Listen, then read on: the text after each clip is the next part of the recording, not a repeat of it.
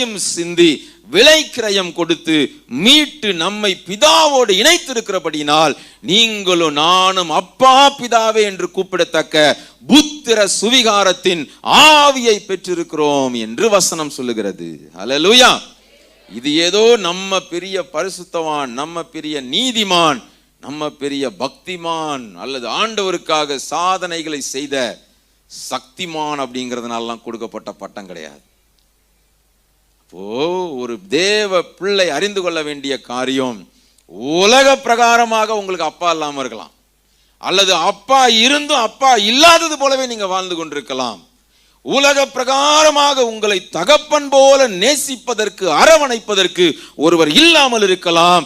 ஆனால் எல்லாரையும் நேசிக்கிற, எல்லாரையும் அரவணைத்துக் கொள்ளுகிற ஒரு பரம தகப்பன் உங்களுக்கும் எனக்கும் உண்டு. அவர் சாதாரண மனிதர் அல்ல,